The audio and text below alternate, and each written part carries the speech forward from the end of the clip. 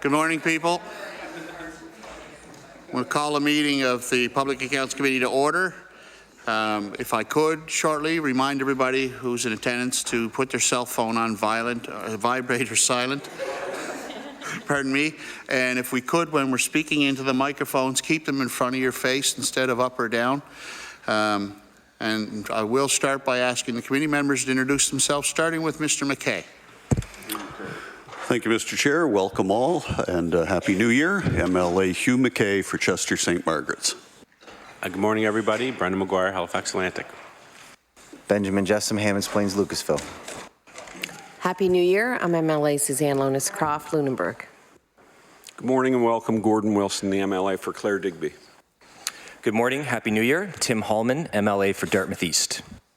Good morning. Lisa Roberts, MLA for Halifax Needham. Good morning. Susan LeBlanc, MLA for Dartmouth North. Thank you. Today's agenda, we have officials from the Departments of Agriculture, British Culture and Heritage, Lands and Forestry, and the Finance and Treasury Board with us to discuss Chapter 1 of the May 2018 report of the Auditor General regarding grant programs.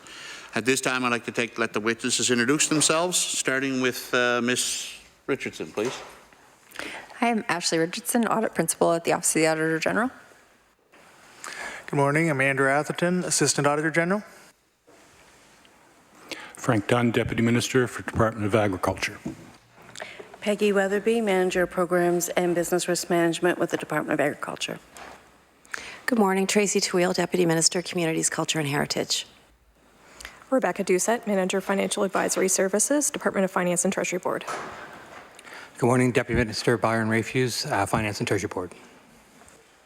Good morning, everyone. Julie Towers, Deputy Minister for Lands and Forestry. Good morning, Remi MacDonell, Manager of Financial Advisory Services, Finance and Treasury Board. Now, if we could, I'll get each of the witnesses to do a short introductory opening remarks, and then we'll move on to questioning from the caucus members. Starting with Mr. Rafuse. Good morning, Mr. Chair and committee members. I'd like to make some brief opening remarks regarding Chapter 1 of the Auditor General's May 2018 report related to government grant programs. Currently, grant programs are designed and administered by individual departments.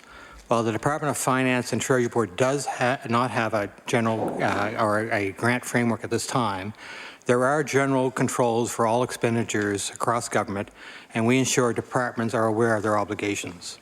As the Auditor General has noted in his report, the delivery of grant programs varies across departments. The Department of Finance and Treasury Board supports a consistent approach to administering grants in addition to the internal controls, expenditure controls that already exist. We have agreed to work with the Executive Council Office to develop a framework to support this goal. We are looking at getting a better understanding of what departments are doing with their current grant programs, and we will be researching best practices in other jurisdictions to help guide this framework. We appreciate the work of the Auditor General and his staff in bringing this attention to this issue. I look forward to working collaboratively with my colleagues across departments and the Executive Council Office to develop this framework that is right for Nova Scotia. Thank you. Mr. Dunn. Any opening remarks? Thank you, Mr. Chair, and good morning to members of the committee. I want to thank you for inviting us today. I want to take a quick moment just to introduce Peggy. She introduced herself earlier. She's the Manager of Programs and Business Risk Management for the Department of Agriculture. Peggy has a Bachelor of Science degree in Agriculture from the Nova Scotia Agricultural College and has been with the department for almost 5 years. She started her career in Nova Scotia. She then went to Prince Edward Island, went out to Alberta, Saskatchewan for a while, and we're happy to have her back with us. Once again, Mr. Chair, thank you for the invitation this morning. Agriculture is the backbone of the economic driver for rural Nova Scotia. We have almost 3,500 farms across the province that employ 4,700 employees. So you can see that farming remains a critical contributor to the health of the rural economy.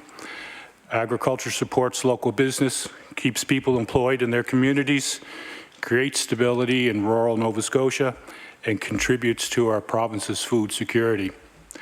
We're always looking for ways to grow our agriculture and agri-food sectors. We want to create the conditions through regulation and prudent investment that can help the industry take the lead in reaching its full potential. We appreciate the Auditor General's recommendations and welcome his advice. The Auditor General has made constructive recommendations to the Department. These recommendations support many of the changes that are being made to the administration of our granting programs. In fact, a new grants management system was implemented in the fall of 2018 to address the recommendations that made by the Auditor General, and we continue to develop and enhance, and enhancements are underway. The Auditor General audited programs under the old Growing Forward 2 program. Since then, the new Canadian Agriculture Partnership, or CAP as we call it, came into effect on April 1st, 2018. It includes strengthening provisions for performance management, measurement, and reporting. These provisions are consistent with the recommendations that were made by the Auditor General. The Canadian Agriculture Partnership is an investment in sustainability, productivity, and profitability in Nova Scotia agriculture, helping our industry to be more innovative and continue to create jobs and opportunities in our rural communities. Finding ways to work together to broaden the effectiveness of the Canadian Agriculture Partnership and the success of agriculture in our region is in the interests for all of us. So with that, Mr. Chair, I conclude my comments. Thank you, Mr. Dunn. Mr. Taweel. Good morning, and thank you again for inviting me to be here today to share information on our grant programs. I'm joined by Rebecca Doucett, Manager of Financial Advisory Services. As you would well be aware, the mandate and work of Communities, Culture and Heritage is fundamentally about investing in the people of Nova Scotia, in our communities, businesses, ideas, culture and heritage, health and well-being, and the ties that bind us together. Through our grant and contribution programs, we are making important investments across the province, investments that connect Nova Scotians and help keep our communities strong and vibrant. Almost 70% of our budget is invested directly into Nova Scotia communities. We are always looking at ways to be more effective with our work and appreciate the Auditor General's insights and recommendations. We welcome the advice on improving accountability and the need to be more consistent in administering our grant programs. Previous to this audit beginning, we had also identified the need for improved processes and reporting through the consultation process in support of the Culture Action Plan. Our work, which will also address the Auditor General's recommendation, is underway. We were pleased that the Auditor General recognized that our grant spending is in line with department requirements and is being awarded based on eligibility criteria. We know that the processes for grant programs, however, can be better. We are working to be more consistent across our grant programs in terms of how we evaluate and measure and document that evaluation and measurement, and also to improve our monitoring and reporting. I would like to take just a moment to update you on our response to the AG's recommendations and the progress we have made. We are currently undertaking an evaluation of all grant and funding programs. The outcome of this review will provide direction for performance indicators, tools to measure performance, and evaluation methods for regularly evaluating those grant programs. CCH has revisited program guidelines, re-educated staff, expanded responsibilities where required, and has created checklists for program evaluation and assessments. The department has used the results of this audit as a first step in addressing administrative gaps.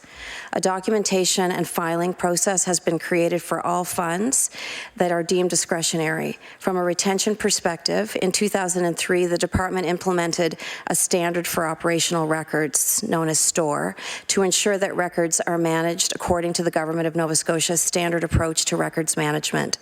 The STORE provides the retention schedule and disposition plan for all records pertaining to funding administration. As part of our current records management activities, we are reviewing the programs and funding portion of the STORE to ensure the scope of the schedule remains current. We are also increasing our efforts across the department to ensure records management practices and the application of STORE is consistently applied to all records regardless of format. In addition, we have initiated discussions with our Corporate Records Management Office to explore integrating FileNet with our SAP grants management system so all funding documentation can be uploaded to a single repository where records can be appropriately classified and managed throughout their life cycle. In closing, I would like to reiterate that we respect and agree with the recommendations provided by the Auditor General and are working to make meaningful changes to improve the delivery of our grant programs. The team at CCH shares a common vision. We all want our communities to be strong, healthy, empowered, and vibrant. We all want a strong culture sector and creative economy. We all want to ensure our communities are empowered to develop community-based solutions and initiatives that best meet their needs. The improvements we are making to grant processes will ensure we continue to fulfill that vision. Thank you. Thank you, Ms. Taweel. Ms. Towers. For a minute there, I thought Byron was going to speak for me because his mic was on. Thank you, Chair. Thank you, everyone. So, I'm pleased to be here to speak about the Lands and Forestry grant programs. Because I've been with the department a long time, I know them fairly well. And there's a lot of really good work that comes out of those grant programs, not just the three highlighted by the Auditor General. And as he introduced himself, Remi MacDonell, who's our Manager of Financial Services, has also worked with most of the resource departments for a while. He knows the programs well, and he's very much helpful if we have very specific questions. So certainly we agreed and communicated that we agreed with the Auditor General's recommendations, and today we can speak about some of the specific actions that we've taken as well after that. One of the recommendations, which was 1.2, related to performance indicators, how we measure performance, how we achieve objectives. We already have a lot in play, but we can speak to some of the things we're doing to enhance that. We have a team within the department who's very much working on these aspects, and we'll work with all the other departments, not just the ones represented here today.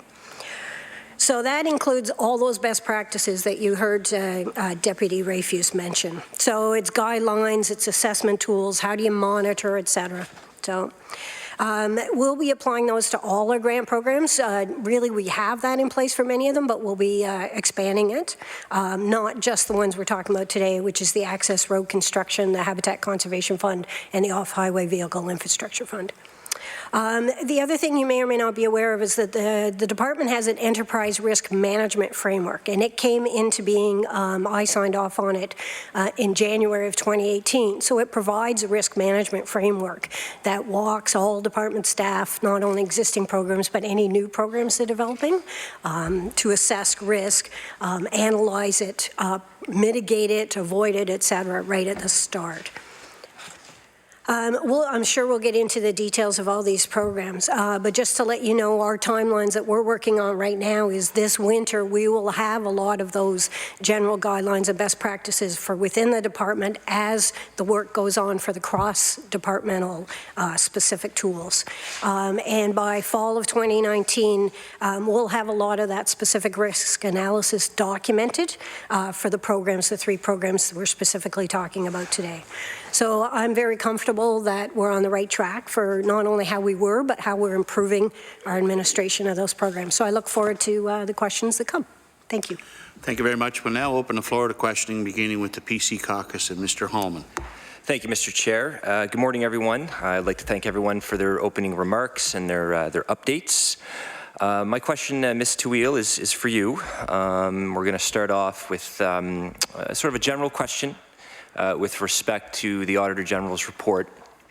In your update, you've indicated that the Department of Communities, Cultures and Heritage is certainly working to improve delivery of the grants and funding.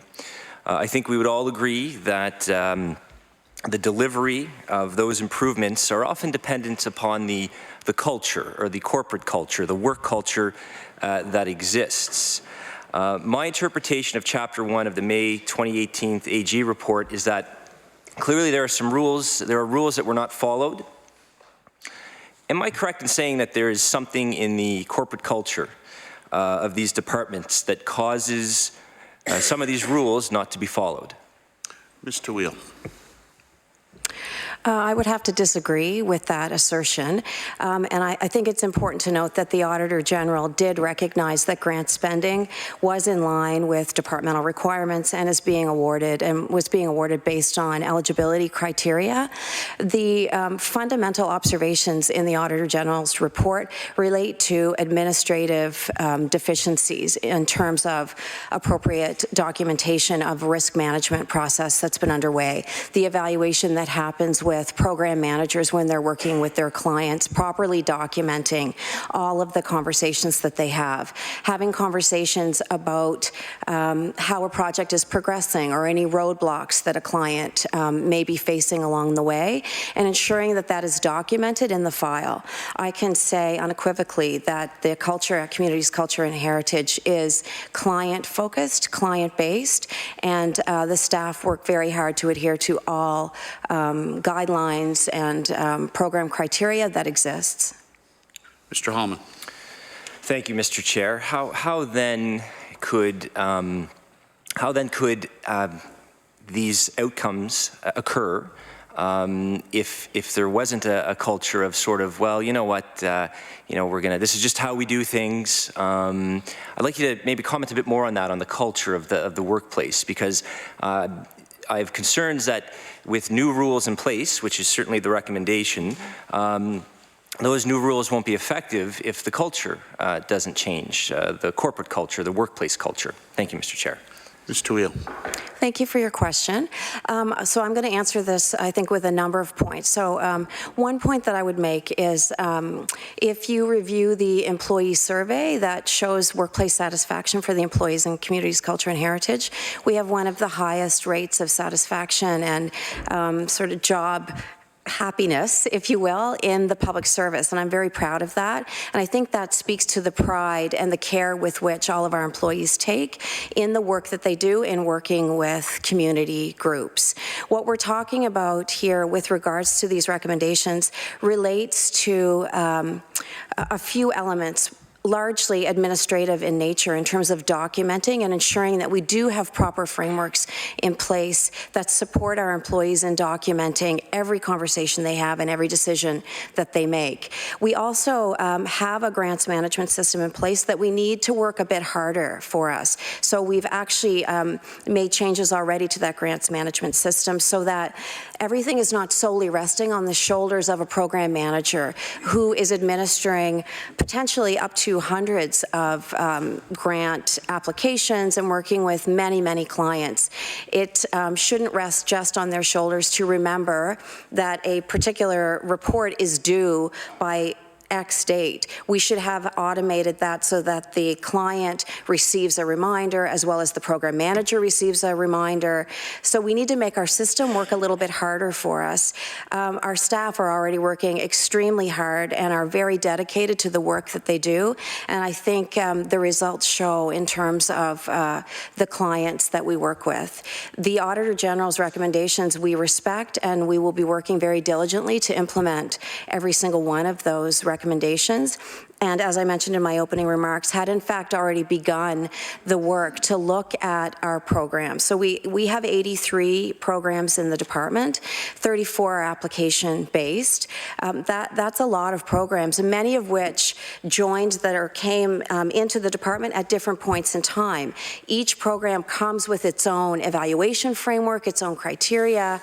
We need to take a look at all of those programs to make sure that the criteria is meeting the needs of the clients that we're serving, but that we also have appropriate processes in place that are consistent, which was another point that the team that evaluated the department made, and it's a legitimate point. We need consistency in terms of the application process, the monitoring and the evaluation, and how we document every step along the way. Mr. Hallman. So am I correct in saying, Ms. Taweel, that consistency is a fundamental approach to reforming, to changing the approach? How will the new framework being proposed, specifically, how will it differ from the old framework in terms of applications? Mr. Taweel. Thank you. Sorry, too keen to answer. I think it would be too soon for me to say with explicit detail what the new framework is going to look like. We have just begun the process of evaluating all of our programs.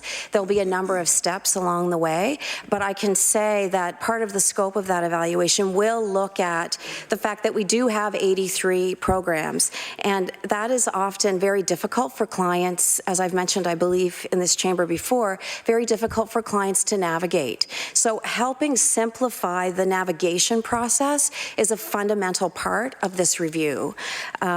Thinking about what we're asking clients to provide every step of the way, we need to apply a risk lens to that so that we are appropriately managing the funds, obviously, that we disperse, but that we are also very mindful of the capacity and some of the challenges that some community groups may have in applying for funding. Ultimately, we exist to serve the citizens of this province. That is why all of these programs exist. We need to make sure that we are most effectively serving those clients. And so I think it's incumbent upon us, and we heard this through the consultation in the Culture Action Plan, we need to bring more consistency, more transparency. We need to continue educating our clients about our grants, how they can apply, and as I said earlier, making the system work harder for us so that our staff can spend more time with our clients, helping them appropriately scope projects and think through initiatives that will benefit their communities. Mr. Holman. Well, thank you for your response. Let's focus now on some specific examples. Recently, there's been 2 large-scale projects that received millions of dollars in funding, and I'm going to take them one at a time. We're going to talk about the new track in Bridgetown, and I'd like to know what role did communities, culture, and heritage play in the decision for the new track in Bridgetown? Ms. Taweel. Thank you. So the new track in Bridgetown is a project that Communities, Culture and Heritage was aware of and involved in since 2015. You may be aware that we have regional staff located in 6 regions across the province. The regional manager or director in that part of the province, in the Annapolis area of the province, had been engaged and involved in discussions around the need for a track in that area of the province for quite some time. You may be aware there's a long history of track and field in that part of the province, and the area had been challenged with appropriate facilities for quite some time and did not have the ability to host meets or to nurture track and field prospective athletes in that part of the province for quite some time.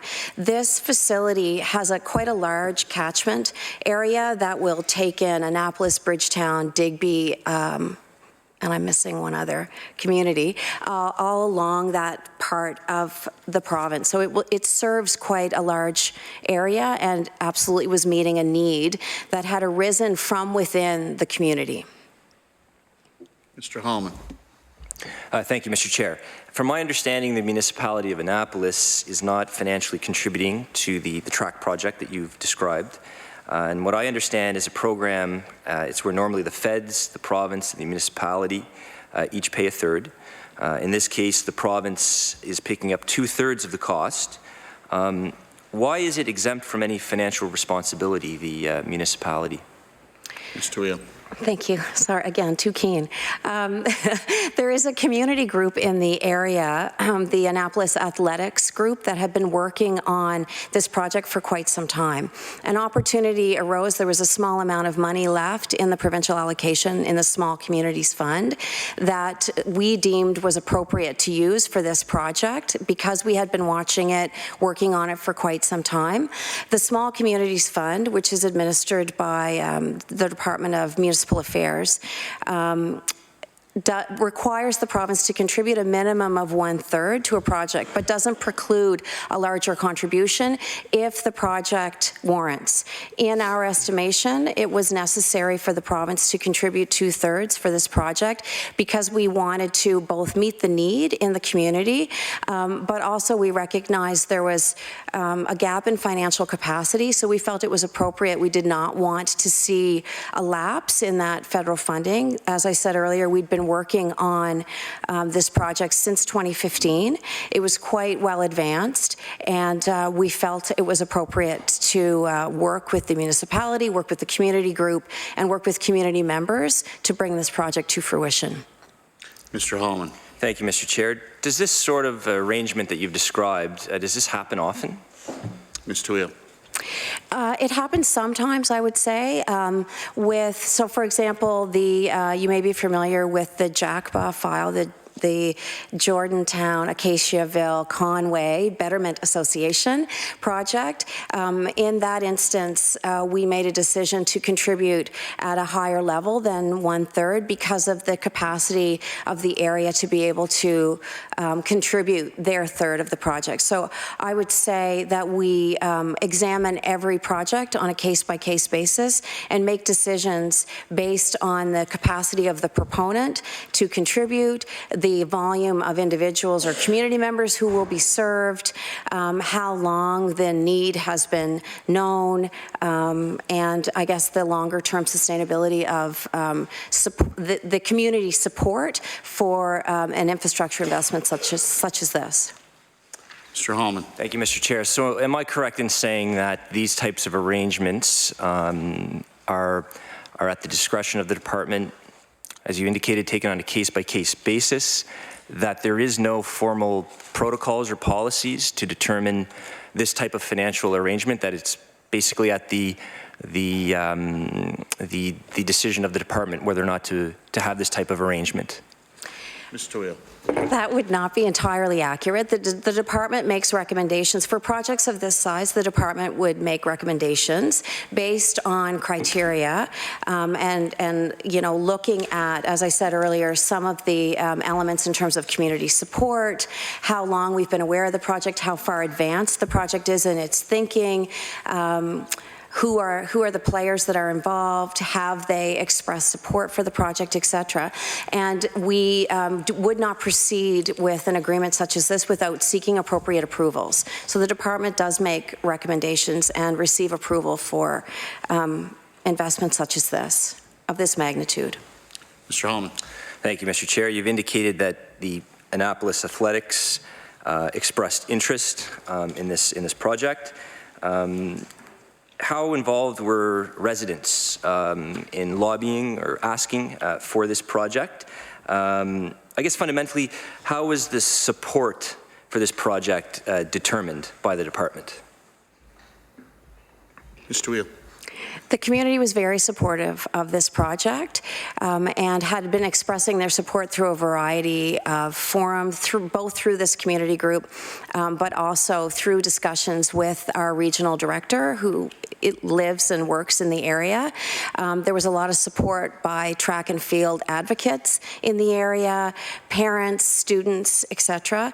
A training session was actually held very recently to gauge interest in track and field in the area, and well over 400 students attended that information session. There is huge interest in this sport in this catchment area, and there has been for many, many years.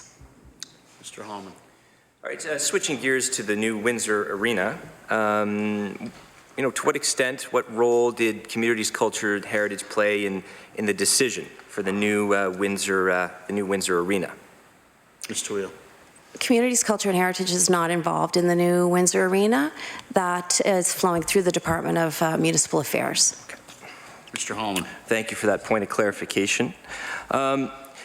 Taking a look at item 1.42 of the Auditor General's report.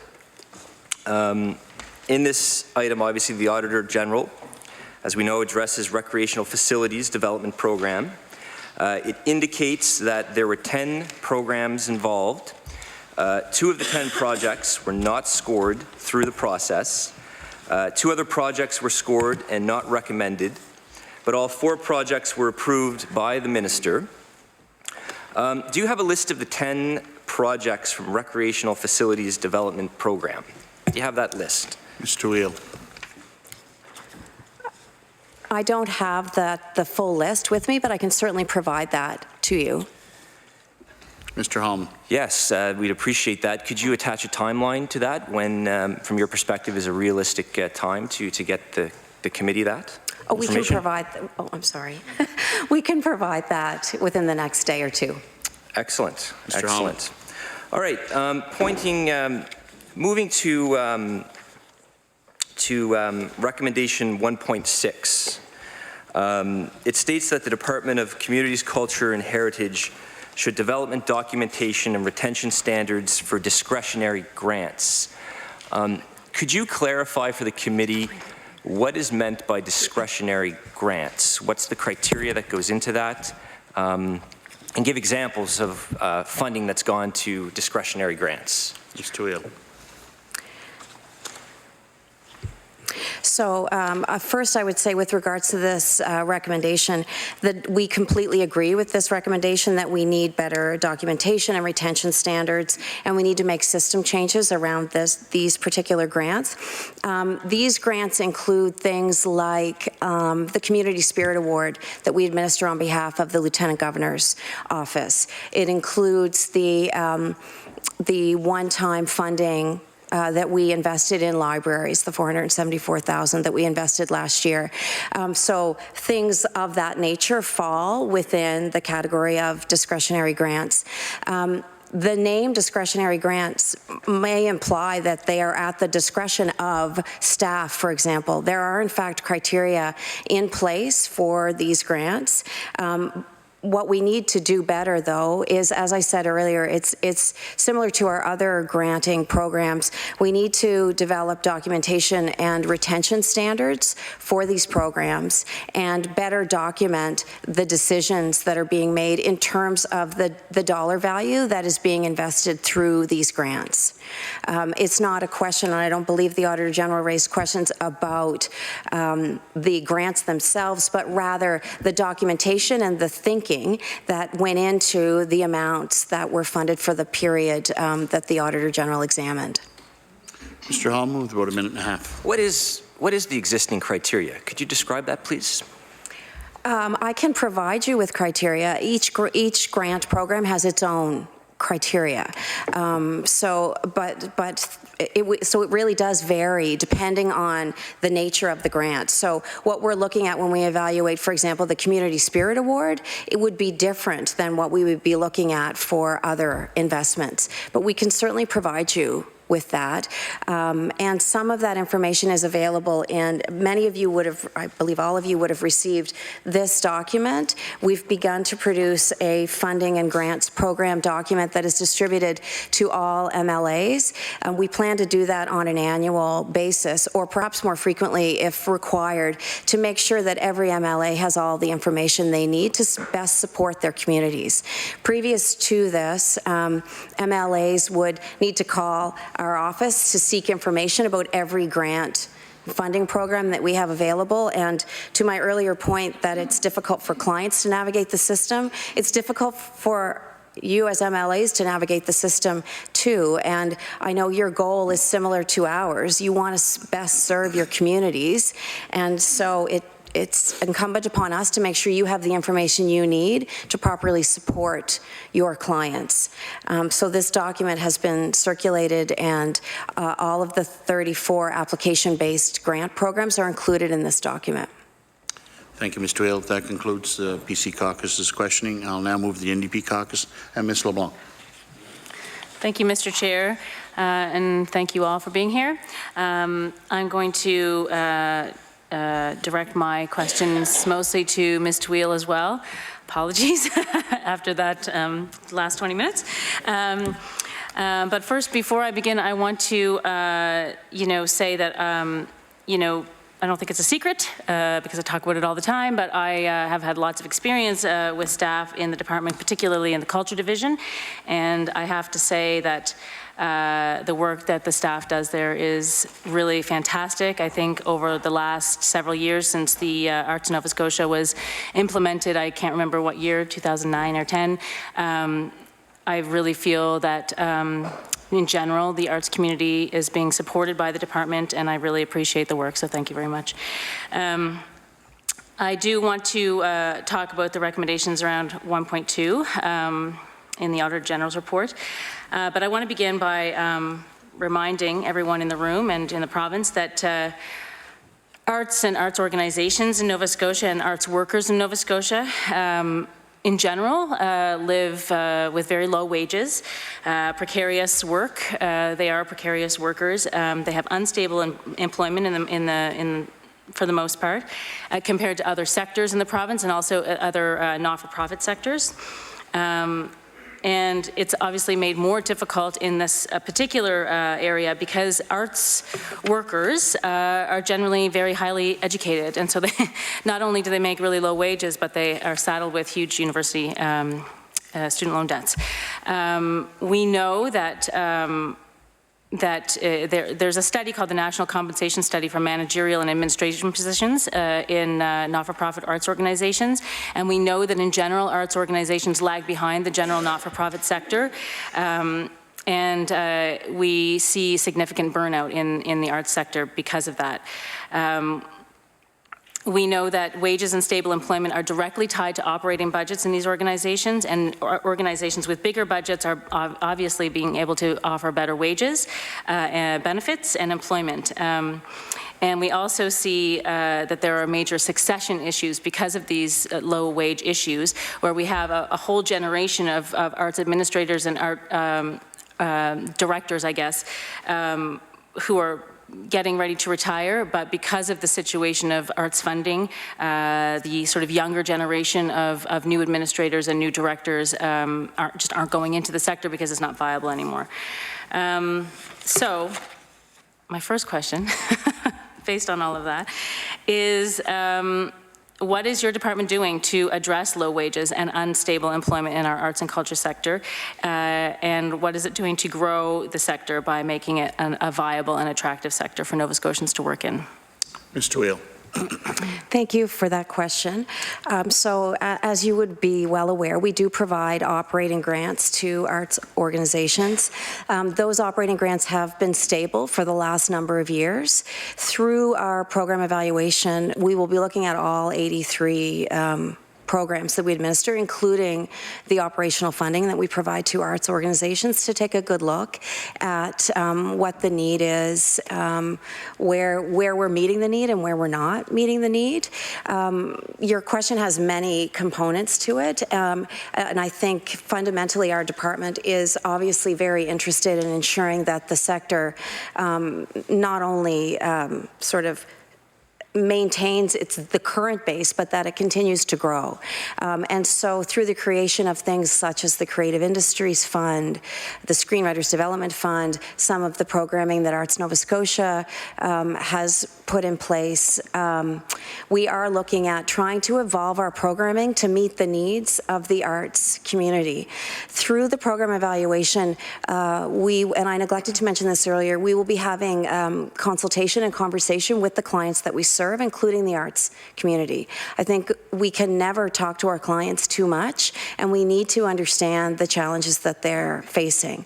The recent investment that we made in CultureLink, I think, will support the arts community, but I recognize it's not going to get at all of the elements that you are pointing out today and that you have pointed out when we've spoken before. The concerns of the arts community are legitimate, and we hear them and do our best to work within the options that we have available to try to meet those needs. In the Culture Action Plan, one of the elements that we flagged is the need as well for support in helping professional artists, for example, develop their business skills so that they can manage their business, manage their product. So we will be taking steps to work on training to support the arts community where it's needed. We also work in partnership with with the Community Sector Council to support not-for-profits, to help them build their capacity. I guess it's not a simple kind of one-size-fits-all, and I think it begins with acknowledging that we need to continue to have open and honest conversations with the arts community and work hard to make sure that our current suite of programs is helping address even some of the need that exists in the community. As you referenced, staff in the Culture Division in particular, and Arts Nova Scotia very specifically, have a keen interest and desire to support the community in as many ways as possible. We frequently have conversations around our executive table about projects or need that arises and how, if it's possible, to even move incremental amounts of funding around within the department to meet a pressing need. And I think we're quite responsive to doing that. As this topic pertains to the Auditor General's report, I think in having those conversations, we need to better document the decision-making process that leads to a decision to do, to take steps such as that and provide additional funding, et cetera. And the last point I guess I would make in response to both your observations and your question is that by making some of the modifications that we will be making to the system, to make the system work a little harder for us, I hope that will free up our staff to become even more engaged in the work of the clients that they serve in the arts community. Ms. LeBlanc. Thank you. You say potato, I say potato. You say stable operational funding, I say stagnant operational funding. While I would agree that it has been stable, there's been no cutting, I think, over time and because of inflation and the cost of living, cost of goods. In fact, I know that organizations in the operating grants pool in the cultural sector are finding it more and more difficult to function. And while I appreciate programs like the Creative Industries Program and the Screenwriters Program, these are all things that the community has asked for loudly. I do notice that in the last many years, funding has. The new funding, any new money that's come in, has been targeted to project grants. I'm wondering if the decision to go that way, as opposed to beefing up the operating grant system or to add more organizations to that system, is based on any kind of analysis that one sort of system is more effective in terms of serving the community than the other. And I will just also say, as you mentioned, the Culture Link, I really am very excited about the Culture Link, of course, but I do recognize that any organizations that will want to use the Culture Link, even as a place of, administrative space, again, at this point, because of the sort of unstable or the lack of meaningful not meaningful, but the lack of sufficient operating funds, many organizations will actually find it difficult to go there, and so we need to, that place will only be vibrant and full if the artists are being supported at the ground level. So I just wanted to, that rolls into my operating system question, operating grant question. Ms. Taweel. Thank you for the question. I would say we always try to strike a balance between the most appropriate way to meet needs as expressed by the clients and the communities that we're serving. As you noted, the Creative Industries Fund, the Screenwriters Development Fund are two examples where the community was asking for that kind of support. The reality is we have a limited budget. We need to make decisions that best meet the needs of the community in terms of what we're hearing. Through the program evaluation, we will also be looking at, as I said earlier, the operating grants that we provide to get a good read on where we're succeeding and perhaps where we need to increase investment in the operating grants. For example, the department has not undertaken a full review of all of its programs I'm not sure if there's ever been a full review of all of our programming, including all of the operating grants. So we provide operating grants to arts organizations, but we also provide operating grants to a number of other organizations. So we'll be looking at all of those and chatting with those clients about, as I said earlier, what's working, what's not, where are the needs now, and what do we see as the need on an ongoing basis. But again, we will always need to strike a balance between grant programs, operating sort of year-over-year investments to try as best we can to meet the needs. We'll never fully be able to meet all of the needs, and I think we acknowledge that, and I think our clients understand that as well. We are trying to make strategic incremental investments where we can, which is why we've created new grant programs such as the ones I've referenced, and why we've invested in things like Culture Link to try to create a bit of an incubator for the culture sector as well. And hopefully through some of the work that will occur there, we will begin to grow, or continue rather, to grow the creative economy, which in turn, my hope would be we can help to address some of the issues that you've raised. Ms. LeBlanc. Thank you. In the review that you're doing of the grant programs, will you include the addition of gender-based analysis and also analysis of the accessibility or the use by underrepresented groups like the Mi'kmaq community, African Nova Scotian community, and the queer community? Ms. Taweel. Thank you for that question. Yes, we absolutely will. That is one of the fundamental questions I think that we need to ask. Is we know we serve a tremendous number of clients, tremendous number of communities. We need to dissect exactly which communities, importantly, we are maybe not serving as well as we could for a variety of reasons, some of which relate to ability to navigate the system and even awareness of the programs that exist. So our program evaluation will begin soon. We're not waiting for that evaluation to begin, however. We have begun, and for quite some time we've done information sessions out in communities, but recently we've undertaken specific information sessions in the African Nova Scotian community, for example, to help the community understand what options are available to them. Through or within this current budget year, we're also creating new programming options inside African Nova Scotian Affairs to better serve that community. We're doing things like posting notices in churches within the community to make sure that they're aware when a grant program opens and what the deadline may be. If it's an application-based program with an open and a close date.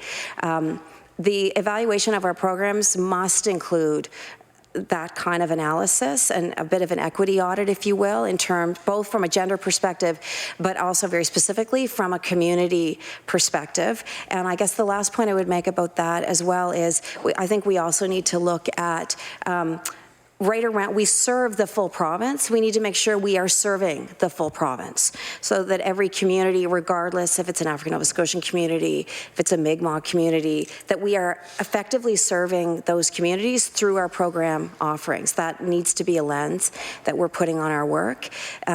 When the audit was beginning, we did have conversations with the Auditor General's office about this is our desire, to undertake an audit of this nature. So I'm excited that I think we'll be breaking a bit of new ground with this type of work. Certainly it's not been done in the department before. Ms. LeBlanc. Further to the review, will you be looking at how the context for arts and culture workers has changed since the cancellation of the film and television tax credit and the resulting job losses to the community from that? Ms. Taweel. We'll be looking at all the communities that we serve and understanding the environment and the context within which they work. So the arts community will certainly examine their current context, and the future sort of forecast will be looking at, to your earlier point, the African Nova Scotian community, the heritage community, all communities that we serve. We will be examining the realities that they face in terms of ongoing cost pressures, their goals and objectives moving forward in the future, and how we keep our eye on continuing to grow that sector and nurturing kind of that. The culture sector is critical to the social fabric of this province, and it feeds everything else. So we need to make sure that the work we're doing is supporting, keeping that fabric strong. So it will certainly be part of how we examine all the programs that we're offering. Those are the levers that this department has to keep making and supporting the culture sector. So we want to make sure that through this evaluation, we take a good hard look at all of the communities that we serve to ensure that we continue to serve them as well as we possibly can now and into the future. Ms. LeBlanc. Really happy to hear you say that about the, being the sort of fabric of the health and well-being of the province, the culture of our province. This is a curveball question that the person behind me is going to go, what is she talking about? But just as you say that, it makes me think about the relation between art, culture, community, and the social determinants of health. And I'm wondering if there's been any discussions between yourself and the Deputy Minister of Health and Wellness or other Deputy Ministers community services, wondering if there's any discussions going on about how programs can affect each other, or how the departments can be working together to address some of the cultural concerns, but also in how that affects the health and well-being of Nova Scotians. Ms. Taweel. Thank you. Thank you for that question. I was a bit scared when you said that. Thank you for the question. In fact, there are conversations that are happening on a very regular basis. All of the deputies talk very regularly about how we leverage our programs and can work together in support of one another. And in fact, I would suggest more than at any other point, we are working very horizontally to make sure that the goals, for example, of community services, that we are helping them meet their goals through some of the grant programs that we administer. The grants and contributions that we have are some of the levers, as I said earlier, that Communities, Culture and Heritage has to help support the outcomes and the work of other departments. So we need to work very collaboratively to make sure that the investments that we are making are feeding and supporting the broader government agenda and the agenda of all of the other departments and our colleague departments. So the answer would be yes, we talk very regularly, we work very regularly, and an example would be the Building Vibrant Communities fund that was created in collaboration with community services. Another example would be the business accessibility grants that we worked with the Department of Justice, the Accessibility Directorate, to create.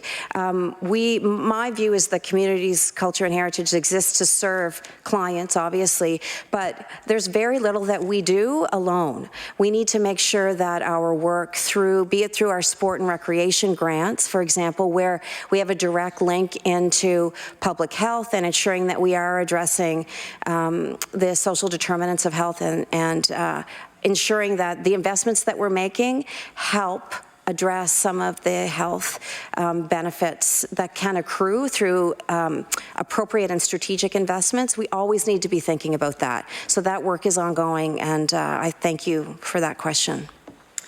Ms. LeBlanc. How much time do I have? About a minute and a half. Okay. All right. So I guess I'll just continue on this vein. So will the I don't know how far you are in the review of things, but has the department received any feedback about the project-based grants, that the same feedback that I'm hearing on the ground, that the project grants are more difficult and efficient in many ways for arts organizations and cultural organizations, for instance, that, people are spending, or groups are spending all of the time writing grants, hiring grant writers instead of hiring artists to make work? Ms. Taweel. So I think you've hit on one of the core issues in terms of why we need to look at all of our grant programs. Arts organizations may be particularly challenged in terms of applying for project-based grants, as you have mentioned, but other organizations as well are challenged to complete the application process, to navigate the system.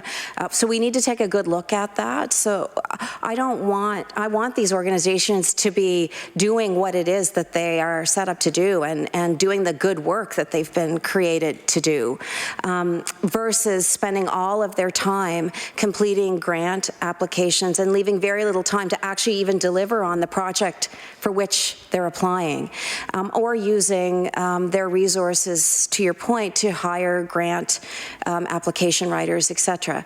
Having said that, we do need to make sure that all of our programs have rigor around them, and that we are asking for an appropriate amount of information, that our application process does make sense, and that we are investing appropriately, and that we've documented every single decision that we make along the way. But even 34 grant-based programs, that's a lot for community groups to be able to navigate. And I would argue that we could maintain 34 grant-based programs, but to a client, that should almost be invisible to a client. There should be a few doors that they have to walk through, and then we figure it out behind the scenes with appropriate documentation. We determine what's the appropriate fund that this project should flow through. As an applicant, you shouldn't have to understand 83 grant programs to figure out where you best fit. And the last point I guess I would make is that is again where our staff are integral in this process, so that before you even begin the sometimes daunting process of navigating the system, you have a warm body on the end of a phone line who can talk to you or sit down with you, have a cup of coffee, talk about your project, and figure out what makes the most sense for your project. You shouldn't have to navigate that on your own. So that is part of what we're working on through our program evaluation. Thank you. That concludes the NDP's time. Now move to the Liberal Caucus and Mr. Wilson. Thank you very much, Mr. Chair, and thank you to the witnesses that we have here today. Just want to start with a bit of a comment. I guess you could call it a public service announcement, or you could call it a heads up. But we as a Public Accounts Committee have been going through some changes, some looking and internal and external looking at how we operate as a committee. We've had some good conversations. We've had the Canadian Audit and Accountability Foundation come in and speak to us about best practices. And one of the things I think that's important for departments to know and understand, and I haven't heard the question asked today, is in regards to recommendations made by the Auditor General, accepting those recommendations and acting on those recommendations. I don't know if you're aware of it, but prior operations only saw approximately 20% of the chapters come before public accounts that were brought up by the Auditor General. We're now going to 100%. And in saying that, again, I thank all of you for being here today. Questions are hopefully going to spread out to the others. I have one actually for Mr. Rafuse. But we have a template that we're going to be adopting a little later on in the meeting here today, I assume, around action plans. And just quickly for each of the deputies here, I assume every recommendation has been accepted. I'd like to know if you have timelines and an action plan in place for implementing them, because we are going to be asking for that information, and not only are we going to be asking for it, we are going to be tracking it. So I'd start with Mr. Dunn, if that's okay. Mr. Dunn. Thank you, Mr. Chair. Yes, we do have an action plan at the Department of Agriculture. I might add, in my prior life, I was an auditor myself, so I know the importance of the Auditor General's recommendations. From an agriculture perspective, there was a couple of key recommendations that he had recommended. The first one was around performance measures and evaluation of programs. And as I mentioned earlier, we recently signed the new Canadian Agriculture Partnership Agreement with the federal government. Included in that agreement is the need for performance measures and evaluation criteria. I talked a little bit about our grant management system. We will be implementing evaluation and performance measures within our grant management system. The second recommendation was around risk analysis. The Auditor General did, at least from an agriculture perspective, did not say that we were not doing risk analysis. We do. What he said was there was not verifiable evidence that there was risk analysis. And so that's about documenting process, documenting the risk analysis that we do on all our programs. So we have seconded a senior policy analyst that is working on documenting our risk analysis for all our programs. And I talked a little bit about the Canadian Agriculture Partnership. I consider that kind of our umbrella program. We have, I'm going to say, in excess of 15 specific programs that we have in agriculture, all of which have certain criteria. I can tell you, as far as your timeline is concerned, some of the things that the Auditor General has recommended we've already done. So I mentioned earlier that we implemented a grants management system in 2018. That system will be implemented in 2 stages. The first phase has been complete, and that first phase allows for intake of applications, processing, and payments. And one of the things that we've implemented into that new system is internal controls. And the Auditor General talked a lot about internal controls within grant systems in his audit. I can tell you that we have implemented internal controls within those systems. Things like segregation of duties. So the clerk that inputs the information into the system is not the individual that makes the recommendation for payment. And the person that makes final approval is not the one that makes recommendation. There are some hard stops within the system. So there are certain things that need to be done with regards to an agreement or to payment. And the system will not allow you to make payment until those hard stops are completed. We've implemented checklists which are embedded into the management system. So before you can move through a series of processes, those checklists have to be done. So from a timeline perspective, I would suggest that the first piece is done. With regards to the risk analysis of verifiable evidence, we should be concluded by the calendar year of 2019 and move forward from there. So we do have an action plan for each of the items. Thank you. And just in clarification for the sake of time, Mr. Chair, I respect the fulsome of your answers. We'll get the recorded information and document that for further look at by us. But just simply, I didn't need to get into each individual one. I appreciate that. But just the fact that an answer around whether you have an action plan and whether you're going to meet the targets that you plan on, we'll get that rest of the information later.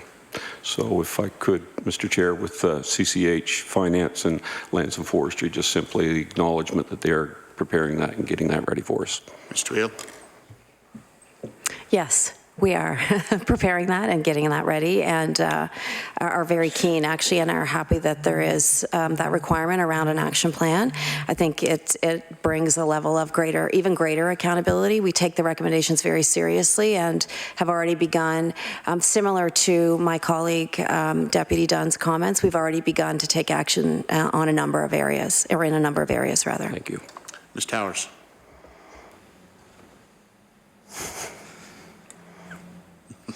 I love it when Byron answers for me.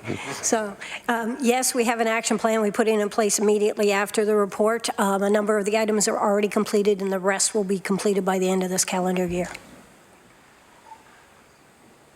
Mr. Rafuse. Yes, we've already started working on the recommendation and developing a framework. Our timeline, I can't give you a timeline. It depends on in the end whether or not we go to a system-based approach or what we typically do. And these ideas is a management guideline, management manual guideline to give direction to department. That will be done in a shorter time frame than if we expand the grants management system and make it a requirement to put all grants through the computer-based system. That will take longer, but certainly, and that'll determine when we're finished. Thank you. Mr. Wilson.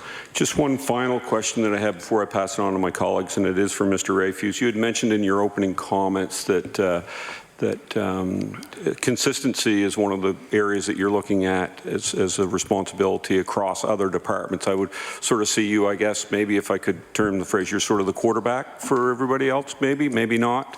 I don't know, but I am interested in knowing what thoughts you have around, obviously it was a concern of the AG that there is not a lot of consistency, and I do understand also, due to the variations of the programs, it's awfully difficult to have consistency that way, but what initiatives are being done to bring that forward by your department?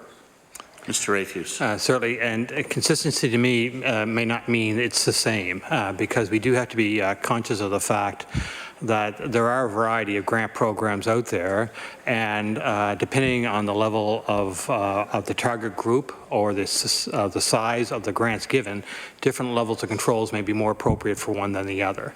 So when I think consistency, I look at consistency as to what are required in the development of a grant program, or what needs to be enhanced on one that's already there. And the report actually does have some good guidance in it, and that would be things like you must have evaluation criteria, you must have stated principles or objectives of the program and what you're trying to accomplish.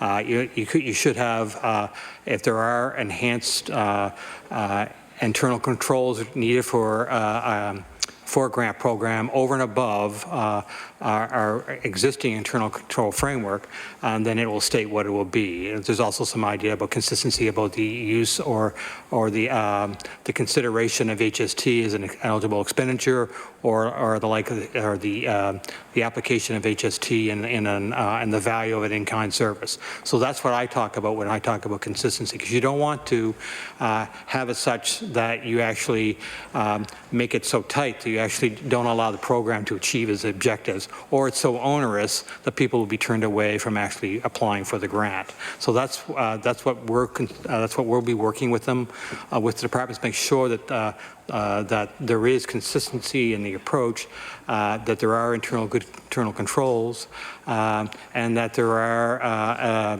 proper documentation and administrative steps. And that's what I mean by consistency, as opposed to so tight that you wouldn't be able to, it would be ineffective at that point. Yeah.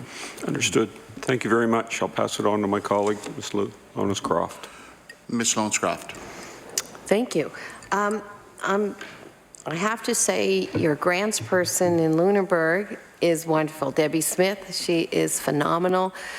She has helped us out so many times, but she's helped out your clients as well.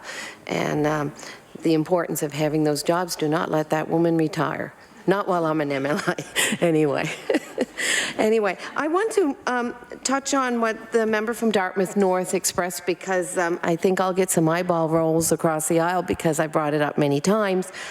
Why isn't there a portal for grants? Because I am continuously having people call my office. I think some of the off-road, the trail grants are 70-some pages long, and every grant, and some of them apply every year for piecemeal grants. They're very small. Most of these organizations are run by volunteers, as you know, and it takes hours and hours, and if you count in those hours as in kind, they're probably doing it all in kind instead of, actual dollars. Is there not a way we can set up a portal so that our grant programs, it would be an easy way to go in and check up and have people been accountable in the past? Will they be a good client this time? As well as, you know, saving all that work that grant after grant requires the same information. Once a year, there could be an updating part where you just go in, and if there's a change of board members or, you know, the treasurer or whoever's applying for the grant, those changes can be made. I know I've spoken to many of you about it before. I'm just wondering if we will see that action. It's efficient. Ms. Taweel. I agree with you. I think a portal makes a whole lot of sense, and automating where we can automate, I think, makes a lot of sense. The only comment that I would make sort of contrary to that is that if we do offer an online option such as what you've articulated, we have to make sure that that's not the only option that we offer. Applying online is challenging for some communities that we serve, certainly in CCH. So we need to strike the right balance in terms of we want it to be accessible, so we need to also think about the ways that are appropriate for our clients to access an application and also to keep track of an application. So I think the answer is kind of a blend of both and being open to doing both. Through the program evaluation, we will certainly be talking with our clients about what makes the most sense. But it will take some time if we're going to build something like a portal, and I don't want to presuppose an outcome in the absence of some of the work that will happen through Finance and Treasury Board in terms of bringing, as Deputy Rafuse has articulated, level of consistency around certain aspects. We need to look at all of our programs to determine what makes sense, and in fact, a portal may ultimately be where we land in terms of what makes sense for now and into the future. Ms. Longstrap. Oh, that's great. Can you explain a bit, and I think you touched on it, Deputy Rafuse, how in-kind works? Because there seems to be a little bit of, in the report showed some inconsistencies in how it, but a lot of organizations do depend on in-kind. And is there a cap on in-kind time with grants at all? Mr. Rafuse. Certainly, if there's caps on any eligible expenditures, I'm going to leave that to the program individuals or departments to speak to.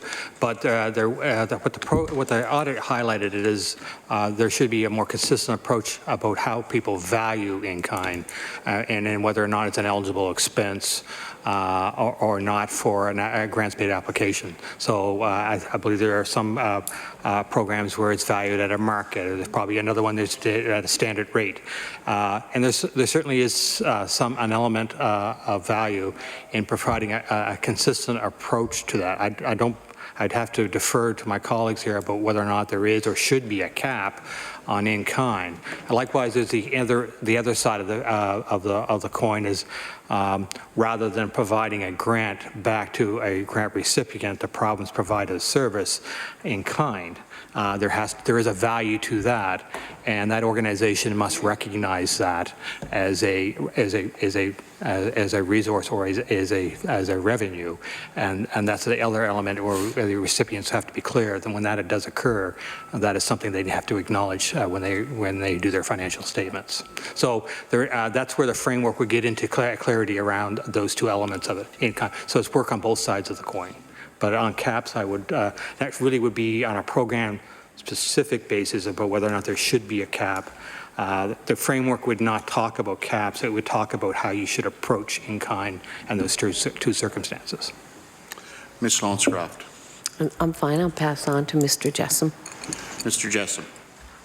Thank you, Mr. Chair. How much time? 4 minutes. 4 minutes. Okay. Deputy Towers. Is there any inclination within the department to expand the grants program for, I guess, research capacity with respect to the Leahy report? Ms. Towers. So it's a combination of what we already have in place, because there's a lot of elements that are already done through base budget. That would include our Forestry division in Truro, our Wildlife division in Kentfeld, because there's a number of programs that are in play looking at forestry and wildlife, a lot of partnerships. And you may remember that Professor Leahy made a recommendation around expanding. It was a recognition that we already have a lot of research underway with academic institutions. programs, not only within Nova Scotia but elsewhere. Everything from soils, carbon, wildlife habitat. So some of those are done through our base budget, and we have a lot of those partnerships, and the recommendation was to expand them. So we're very much looking at that. We put in place a couple of years ago a Forest Biodiversity Science Advisory Committee with a number of academics from Nova Scotia and New Brunswick, and they came forward with a series of recommendations in recent months on which we're building a research plan with their help, and so that will enable us to really focus where to put that effort. I would say the other projects, some of which are referenced in the Auditor General report, for example, the Habitat Conservation Fund and the Species at Risk Conservation Fund, which are special purpose funds and have been in place for quite a while. A lot of those do support, and that's part of the eligibility criteria, is that they include research that contributes to those priorities. In some cases, it's more specific, like a land acquisition, but all of them have a portion for research and research partnerships. So there's a number of things already in play, and we'll be building on those even more using that research plan. Okay, thank you.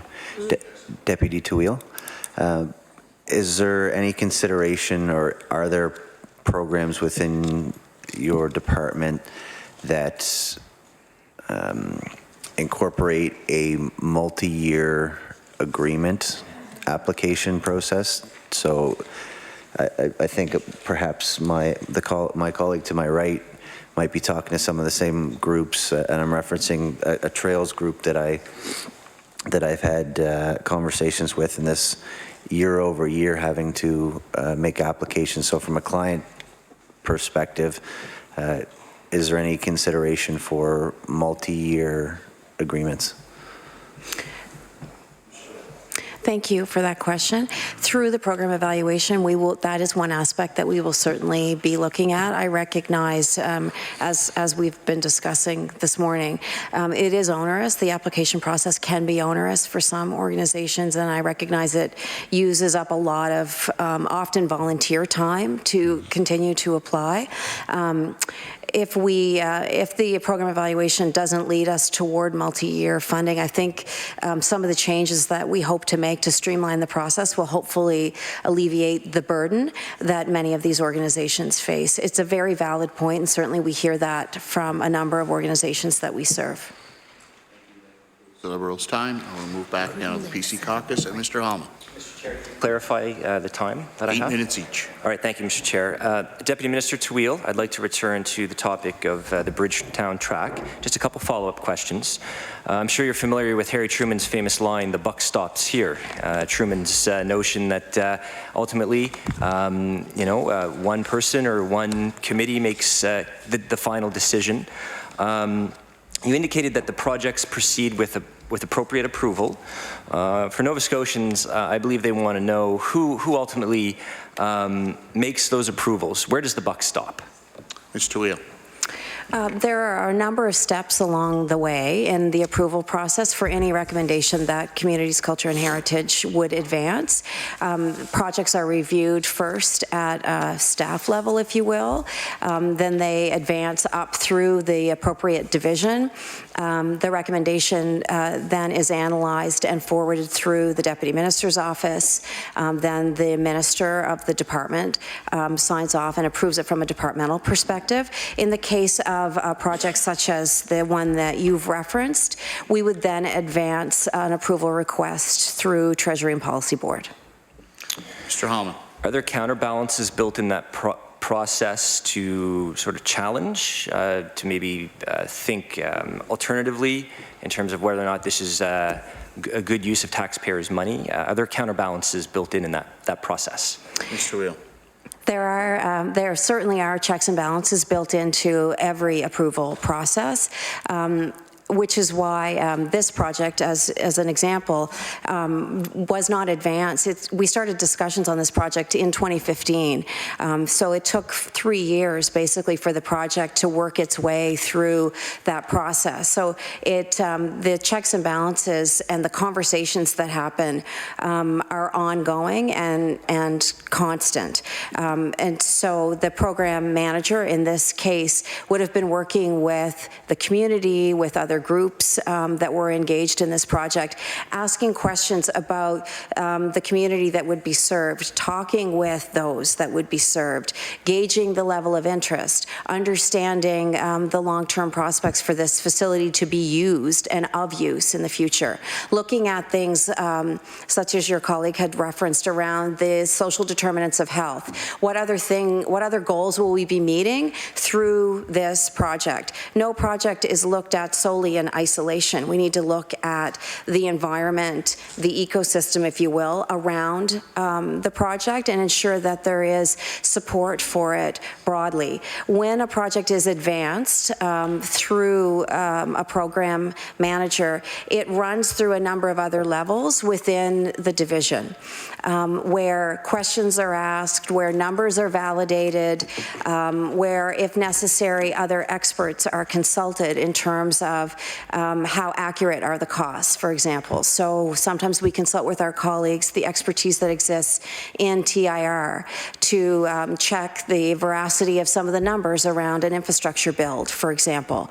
There are a number of steps along the way to ensure that by the time a project makes its way into the Deputy Minister's office or the Minister's office, a lot of hard questions have been asked. It is not uncommon when a file arrives in the Deputy Minister's office, speaking personally, that I then will ask other questions and send the file back down through the division to make sure that we have covered off every aspect of ensuring that this investment, whatever the investment is a wise investment and will ultimately serve the public that we're trying to serve, most effectively serve. So to answer your question, there are a number of checks and balances in place that we apply not just for the project that you've referenced, but for every investment that we make, even small $500 or $1,000 investments. There is a level of rigor that is applied to each and every one of those investments to ensure that it is money well spent. As your question pertains to the topic at hand today, I think what we need to do is better document all of those, the thinking and the risk-based approach that we're taking with every investment that we make. We need to document that. We need to ensure that the files are complete and that there is a clear line from the first conception of an idea to the ultimate recommendation, if one is made, to fund a project. Mr. Holman. Thank you, Mr. Chair. So am I correct in saying that once it's gone through that process, that it's the minister of the department that makes the final decision? Mr. Taweel. With some grant programs, yes, it is the minister that has the final sign-off. In the case of the infrastructure investment that you have referenced, because of the size of that investment and the fact that we were leveraging federal funds, that particular project required further approval through Treasury and Policy Board. Mr. Holman. Thank you, Mr. Chair. Little publicity was given to the Bridgetown track announcement. Why was there no press release from the department regarding this announcement? Ms. Taweel. There was a press release that was issued by the federal government that we were a party to, which is not atypical. We frequently just join in one news release, particularly for regional announcements. It is not atypical for us to adopt an approach such as this. The province was quoted and our investment was very clear in the news release that the federal government issued, basically with us. Mr. Holman. So there was no specific standalone press release from the province. Am I correct in saying that? Ms. Taweel. There was no specific standalone news release that we issued. We were part of and collaborated with the federal government in making the announcement for this investment. So we were party to the drafting of that news release. We were quoted in the news release and part of that process all the way along. Mr. Holman. Time, Mr. Chair? Minute. Okay, so Ms. Taweel, in 1.19 of the AG report, it notes payments were pushed out the door because of fiscal year end. I'm curious as to the extent to which this is a common practice at Community Cultures and Heritage. Could you comment on that, please? Ms. Taweel. I believe the reference in 1.19 is to the Creative Industries Fund. So a bit of context around that fund. oftentimes a project, so let me back up for a moment. The criteria, the objectives around the Creative Industry Fund are largely to support the growth of export in our creative industries. That fund is about 2 years old. We are currently doing a thorough evaluation of that program to make sure that we have the objectives correctly in place. So in the instance of the files that were noted through the Auditor General's process, there was a requirement for us to complete the funding to the organizations that we were funding through creative industries. They had not yet submitted all of their final reporting because of their challenges in reporting on the objectives that we were asking them to report on. So I think the Auditor General has appropriately flagged that perhaps the objectives that we have in place around the fund need some fine-tuning. So we're asking organizations to report on increases to their exports, for example, when perhaps the project was only 3 months old. And it's not appropriate really to be asking them to say if their sales have increased by X percentage within a 3-month window. We need to, I think, be looking at short, medium, and longer term measures and objectives to ensure that we are asking the right questions and asking our clients to provide the right information at the time that they can provide it, including things such as the fact that our fiscal year end doesn't necessarily align with the fiscal year end of some of the clients that we're funding through the Creative Industries Fund, for example. And so providing the funding to ensure the project could... That ends the time for the BC Caucus. I'll switch now to NDP. Ms. Roberts. Thank you very much. And I am going to be directing my 8 minutes to Deputy Towers, and particularly focusing on the recommendation 1.5 related to the Access Road Construction Program.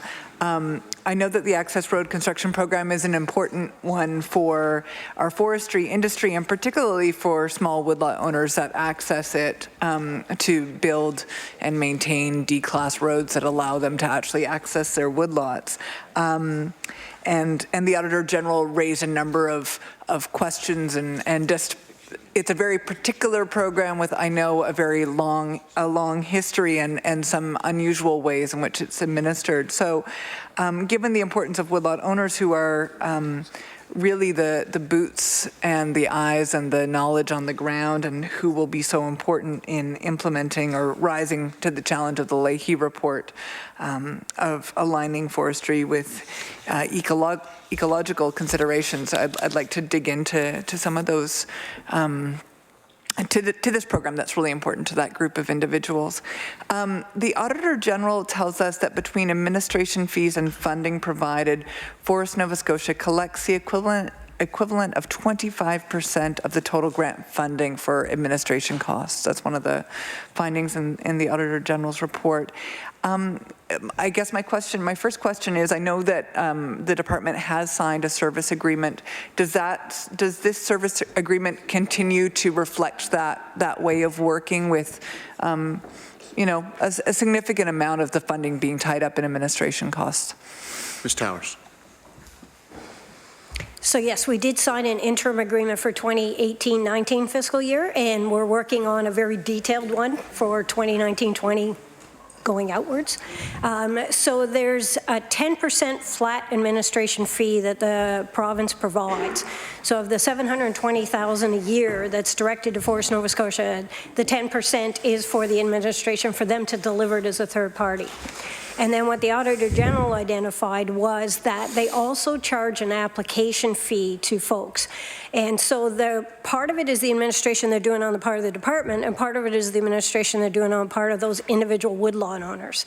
As you can imagine, that's the issue in Nova Scotia with almost everything we do with small woodlots. You know, they might be 10 acres, 50 acres, 100 acres. Our pattern of settlement divvies it up in a lot of pieces. So a lot of the programs are trying to find efficiencies where we can. So what happens is they charge an application fee, and that also helps with some of the parts they're doing in the direct interaction with those individual woodlot owners. In some cases, it's things like trying to get them to cooperate with their neighbors, so there's one road servicing 3 woodlots, for example, rather than building 3 sets of roads. And so there also that fee, if the road, the project doesn't proceed and get finished, the upgrade or the building of new or the drainage or ditches or whatever, then that fee is defaulted back to Forest Nova Scotia because they have put time into the development of that. So there's 2 sets of that, but absolutely as part of the detailed accountability going forward, we're going to be making sure that that's a very appropriate what they're doing, not only what we offer as the 10% administration fee, but how they're interacting with woodland owners and the outcomes they get for that administration part that they're also doing. Ms. Roberts. Can I ask, are there also administrative costs that are borne by the department? I'm not entirely clear if, for example, if the actual checks for the final grants, if those are written by Forest Nova Scotia or if those are written by the department. So could you clarify that? Ms. Towers. Yes, so it's very much a third party. Remember, this program's been in place since the 1960s. It's been going on for a long time. It's a fairly simple in the sense of there's very little administration on the part of the department. It truly is a third party delivery. So Forest Nova Scotia handles the applications. They do the checks on the ground. They do the interactions with the woodlot owners, and they issue the checks. And then they provide an annual report to us. Okay. Ms. Roberts. From my conversations with woodlot owners, one of, or maybe even the primary reason for them joining Forest Nova Scotia in many cases is to access the program. And of course, there's also, my understanding is that to apply for the program, one must be a member in good standing for more than 1 year, maybe as many as 3 years in order to be able to apply to the program. So that's $125 a year per woodlot owner. How many grants, how many woodlot owners would actually benefit from this program in a given year? Ms. Towers.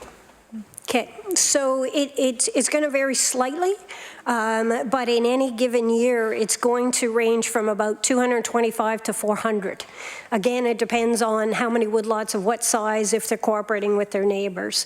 So as part of the annual reports we receive, it would tell us not only how many woodlot owners, but the details of what was done. Was it upgrade to existing roads, which is the bulk of it, 80 to 90% of it, and or in some cases construction of new road, could be bridges, could be culverts. It's all part of that. And many of you may remember, if you're older, which you may not, but that for years, many decades, there were the cooperation agreements for forest developments, the federal provincial agreements. And so a lot of woodlot owners took advantage, many cases through group ventures or other woodlot organizations. And so there was a lot of roads built through the 70s and 80s. So a lot of what happens now, that 80 to 90%, is upgrading of existing roads to keep them open. And remember that, as you said, there's a lot of benefits to that. It's not only for individual woodlot owners, in some cases, to access their woodlots. It could be for recreation. It could be for harvesting. It's also fire access. As you know, that's a big issue for us in this province. That's how we get around to get into some of those more remote areas. One of the particularities of this program that was noted by the Auditor General is that 100% of the grants trigger an inspection, and whereas for other grant programs run by the department, that where the grants might be considerably greater, there isn't necessarily an inspection for every grant. What can you say about, I guess, the rationale for that level of inspection, and also, you know, what might we anticipate in terms of change in this new agreement that you're currently working on? Ms. Towers. So yes, that's absolutely one of the things we're looking at. And you may remember in my opening remarks, I referenced that the department has the enterprise risk management framework we put in place in January 2018. So we're going to be applying that framework to this program as well as our other grant programs, but the access road construction is the first one that's being used for. Because it has that pattern for years of actually checking that it was done on the ground, whereas there's opportunities to look at things such as, and this is done for the off-highway vehicle, for example, where 25% are visited on the ground, but all of them are checked through the process of checking invoices, because you can't do work on roads and ditches without generally involving a contractor, so that there's a trail of billing that goes through there. So very much we're going to be evaluating that, looking at what's a reasonable level of audit to risk, which every program should go through, but also what do we have in place and what would be the transition, because it's very much an opportunity to look at what should be the percentage that get inspected relative to that risk. Thank you. That concludes the NDP time. We'll move over to the Liberal Caucus and Mr. Maguire. I'm going to ask a question quickly because I know my colleague to my left actually has a few questions. My questions is to Deputy Towers. First of all, I want to thank you and your department for your involvement with the Nature Conservancy of Canada and creating one of the largest, some say the largest nature wilderness in all of Canada. So big appreciation, not just for the people in my community, but really for all of HRM. That's 150 hectares of land that will never be touched. So I don't know if people have given you a round of applause. I'm sure they have, but you certainly deserve it. My question quickly is, how do you determine, you know, I know the Persico Backland Group were very, very active in this, but how do you determine which plots of land that you're going to go in and help preserve for future generations? Ms. Towers. So very much that's a cooperative, because the primary purpose is biodiversity, conservation, as well as recreation and other objectives that fall under that. So it's a joint work that goes on between my department and environment.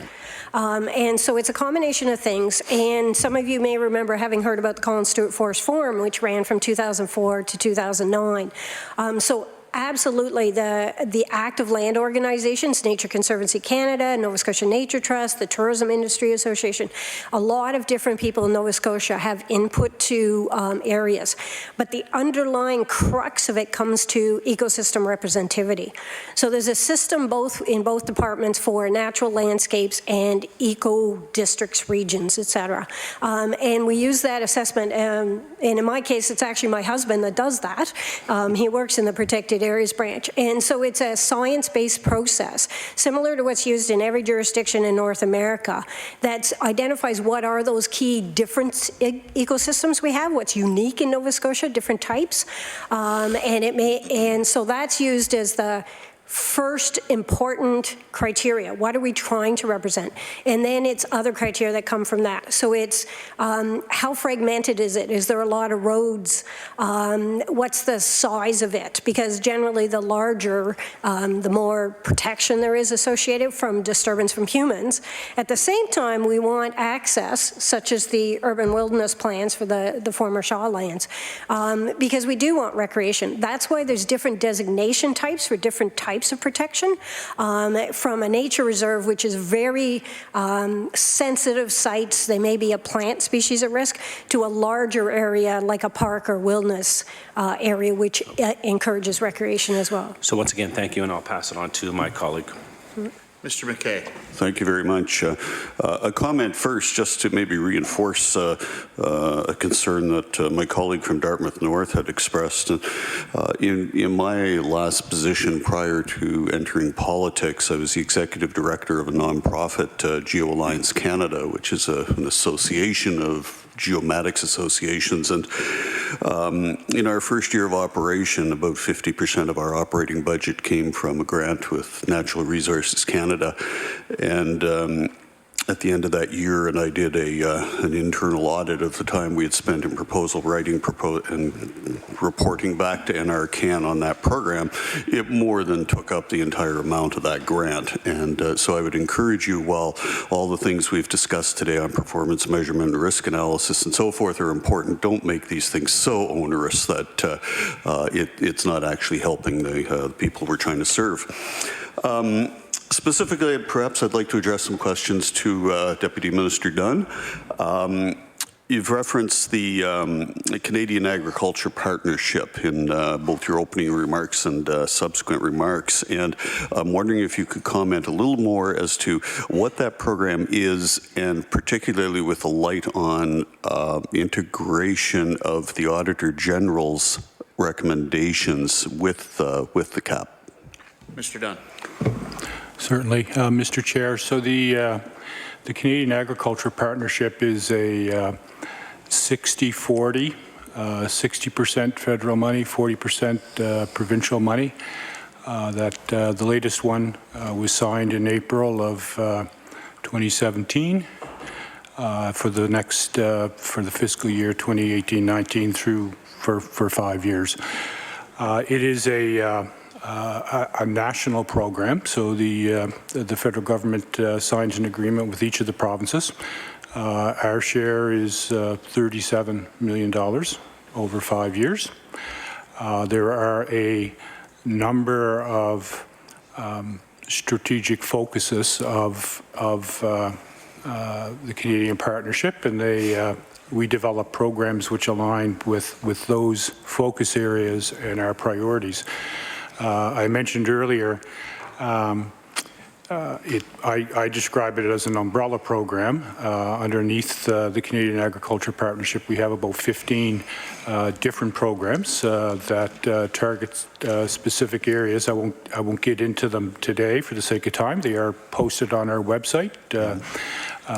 But specific to your question around how it relates to the Auditor General's recommendations, specific in the agreement that we have signed with the federal government is a increased emphasis on performance measurement and evaluation of programs. So, i.e., is the money that we may grant to a farmer or a registered farmer or a farming organization doing what the request was to do.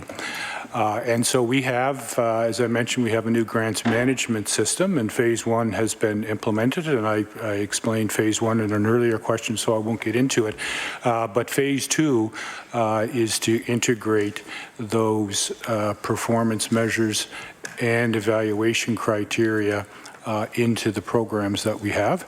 You know, the old saying, in some ways, it's like killing two birds with one stone. So we address the requirement within the Canadian Agriculture Partnership, and at the same time, we address a recommendation that the Auditor General provided us.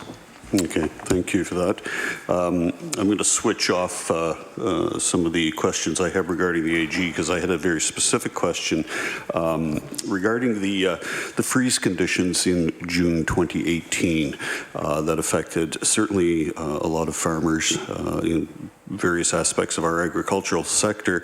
I'm wondering if you could update us on any grants or support that has been provided to the sector, and also because New Ross is in my constituency, whether Christmas trees were involved in any of the support programs or Christmas tree farmers. Mr. Dunn.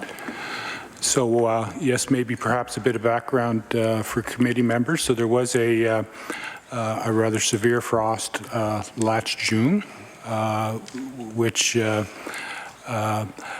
affected just about every crop that we have in Nova Scotia, whether it's blueberries, field crops, Christmas trees, our fruit growers, particularly apples. So part of that process, and the department and the minister has had many meetings with representatives of those commodity groups.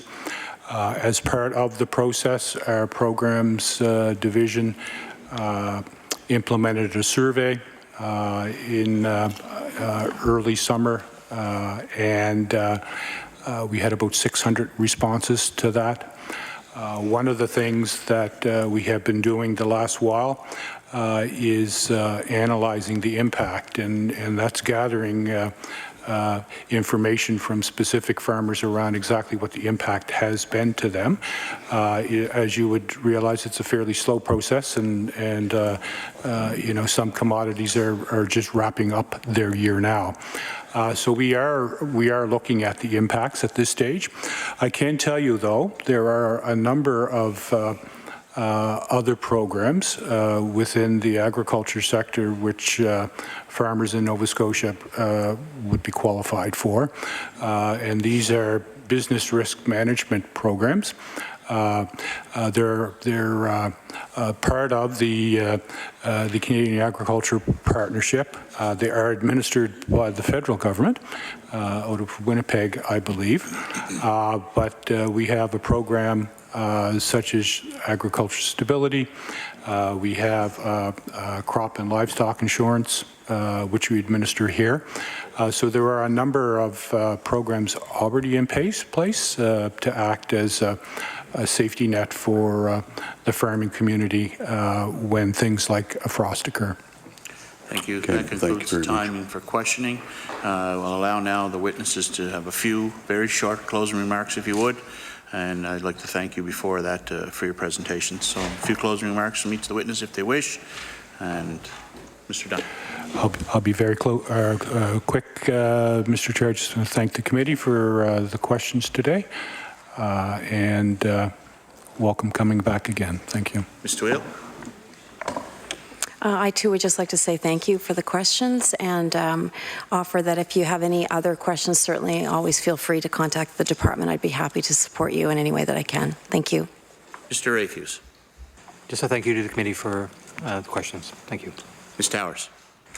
I'd certainly like to thank the committee, but also the Auditor General's office and all the staff there, because I think that's an important role they play for all of us, and it's beneficial to always be aware and evaluate your programs. Thank you. If you guys would like to gather your gear up, and we have a bit of committee business left, and I'm sure you don't want to be partaking that. Don't you guys go anywhere.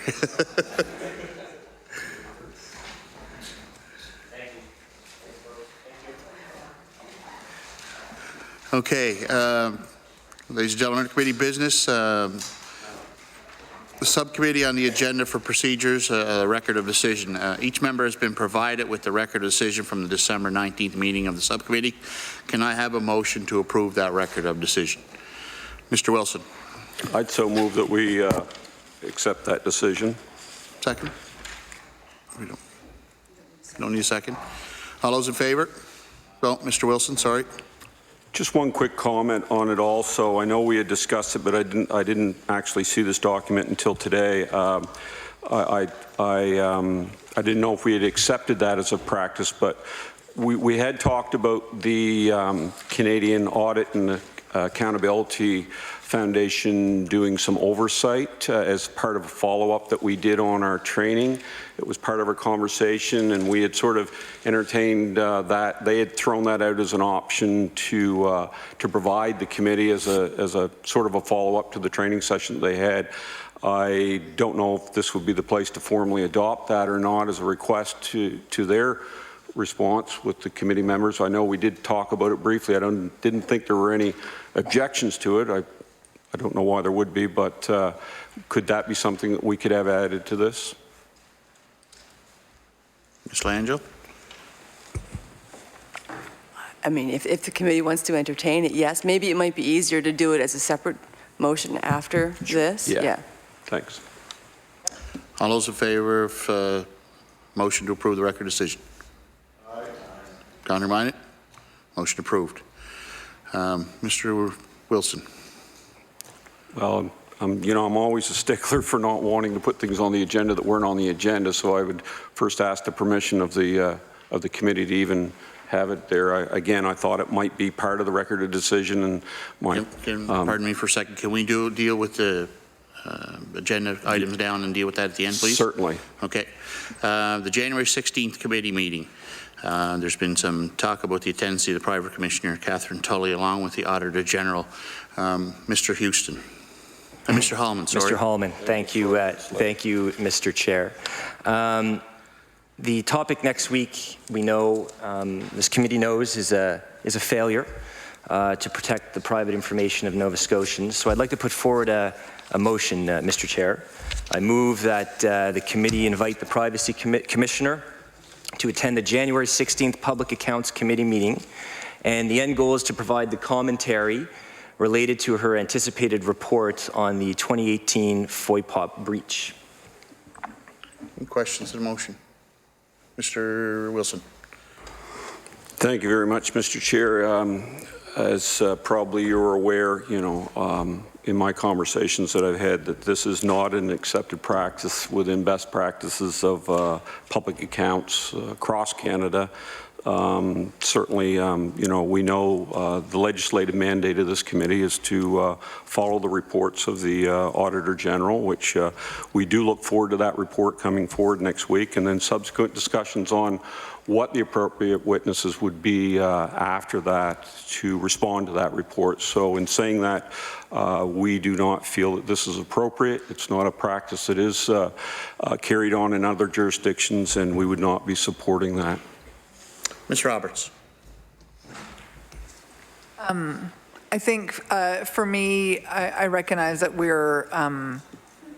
that we as a committee are going through a bit of a process of retooling and focusing on the work of the Auditor General. That said, I think for me this comes down to what is in the public interest, and I think given that I know as a committee we will have questions that will be beyond the purview of, or beyond the scope of the Auditor General, and given that this other independent officer of the legislature will be also tabling a report on the exact same matter on the same day, I think it serves the public to have members from all three parties be able to ask questions, to have that discussed in this committee that is, available for Nova Scotians to watch, and to have that be on the Hansard record. So I'm in favor. Mr. Hallman. Thank you, Mr. Chair, and I'd like to thank my colleagues for their support of that. My colleague from Clare Digby has indicated that, and I know my other colleagues are as well on this committee, committed to transparency and accountability. And to the end that we're attempting to we're attempting to get more AG reports in this committee, I understand, but it cannot come at the expense of the fundamental functions, the legislative mandate of this committee. And I fear at times we are heading down that path.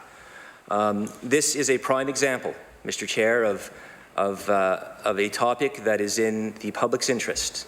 This was a massive privacy breach to the point where the police went to a private dwelling and took that person and questioned them. I think the Privacy Commissioner has a lot to say on this topic. And part of the mandate of this committee, where appropriate, to ask for further witnesses to help us better understand, to help us better hold government accountable. So to that end, I encourage my colleagues to reconsider. Because if we are committed to transparency, if we are committed to accountability, if we're committed to collaboration, here's a prime example where we can collaborate, where there is sort of a spirit that from time to time, we require the ability to call a witness based on what's happening in the province. We don't want this committee to be detached from what's happening. The member for Clare Digby has indicated that you want 100% of this committee devoted to AG reports. I find that problematic. I recognize I'm new to this committee, but my theoretical understanding of this committee is that we're always trying to strike a balance between the fundamental mandates of this. And I worry and I caution that we're going down a path where we're going to focus way too much on one aspect when we want to strive for balance. And here's a prime opportunity to try to strike that balance. Thank you, Mr. Chair. Mr. Wilson. Yeah, you know me, Mr. Chair, or maybe you don't. I usually try to just get my point out first and then not belabor the point, but just to respond.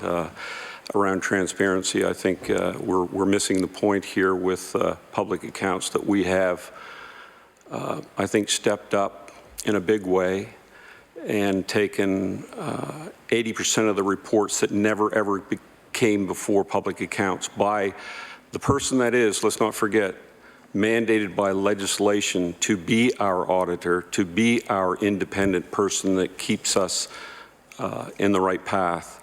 And we are now striving towards that, and I understand my colleague does not maybe agree with having 100% of the AG reports here, but the fact is that is a best practice.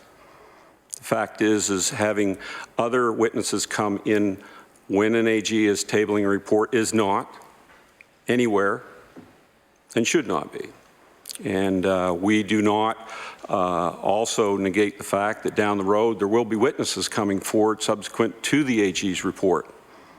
And those witnesses are selected by another process, and that's the time when you discuss who is going to come in as a result of the report. We look forward to the report coming from the AG, and not only that, we look forward to the recommendations that are made and ensuring that we as a committee do our job to follow and make sure that all those recommendations are done in the best interest of taxpayers in Nova Scotia. Mr. Hallman. Thank you, Mr. Chair. Best practices, yes. I think we would all agree that is a key ingredient when designing policies and procedures for committees. However, I mean, even in our legislative process, we have something very unique to the Nova Scotia system, law amendments, which other provinces do not utilize, but it works for Nova Scotia. Why then can we not have that similar attitude when it comes to this committee? Why is this the exception? And I think it's something we need to think about, that I believe that if we want to achieve, and I know we all want to achieve, the end goal of holding government accountable and transparent, why not have a diversity of tools at our disposal to achieve that end goal? Why limit it to one practice? Thank you, Mr. Chair. Ms. Roberts. Based on the opportunity I had this fall to attend a conference of Public Account Committee members from across the country, I think what's clear is that there are actually many good practices, all of which are quite idiosyncratic to the different legislatures, and different public accounts committees have evolved differently. I think what is important in particular is that there be an intent to attempt to work together as a committee and in the public interest. We can have the best practices possible, and you know, I spoke with committee members who hadn't met in 10 months because there was such lack of will to work together. I think we've made some significant strides. I think clearly the Privacy Commissioner is, you know, an important office of the government and of the legislature, and I would welcome the opportunity to hear firsthand and not through the news what the findings are. It's relevant to the subject, and I know because we've sat here with the Auditor General before. There are many times when we as committee members ask a question, and the answer is that it's outside the purview of what his office is able to comment on. So why not welcome the public conversation into this chamber? I say all that anticipating that we're not going to come to agreement, so perhaps we might move to a vote. Thank you. Any further discussion? All those in favour of the motion to have Ms. Tully present along with the Auditor General next Wednesday's Public Account Commission, say aye. Contrary-minded? Nay. Motion is defeated. Mr. Hallman. Mr. Chair, I'd like to put forward another motion for consideration of this committee. I do so move that the Privacy Commissioner be called as a witness at a separate meeting to discuss her report on the FOIPOP breach in in the near future, in the next couple weeks, a separate meeting. Motion on the floor. Any discussion? All those in favor of the motion, please say aye. Contrary-minded? Nay. Motion is defeated. Mr. Wilson. Hi, thank you. Can we go back to the motion that I was actually going to ask if we could entertain in regards to the Canadian Audit and Accountability Foundation coming in? Just looking at the clock, I'll make it quick. If that's acceptable with the committee, I'd like to make a motion that we have that as a follow-up for them to come in and review the oversight of the Public Accounts Committee. Any question? All those in favor of the motion? Aye. Aye. Contrary-minded? Motion's carried. Mr. Holman. Mr. Chair, I have another motion I'd like to put forward. You have a minute and a half. Mr. Chair, I move that the tenders awarded for translation services at the IWK and other hospitals be approved as a topic for this committee, and that witnesses, including but not limited to the Department on Internal Services, be called to appear before public accounts. Ms. Roberts. I think that would be a discussion that should come to subcommittee. Mr. Wilson. Mr. Chair, in all due respect for all the motions that are being brought forward, I'd like to bring a notice also myself that it's really not appropriate for these, and I've made this point previously in public accounts, that we're here to have an agenda before us. I asked permission to have the one that I brought forward as a motion, which all the committee accepted. I never heard that from my member. I would have suggested that be a practice in the future, that if we do have motions, as I've mentioned in the past, that they be brought before the committee prior to the committee sitting, so we'd be prepared to have a fulsome discussion on them. And in that case, I agree with my colleague that witnesses are brought forward through subcommittee. Okay. We would not support that. Okay, there is a motion on the floor to bring the tender process in as witness. All those in favor of the motion, please say aye. Mr. Chair.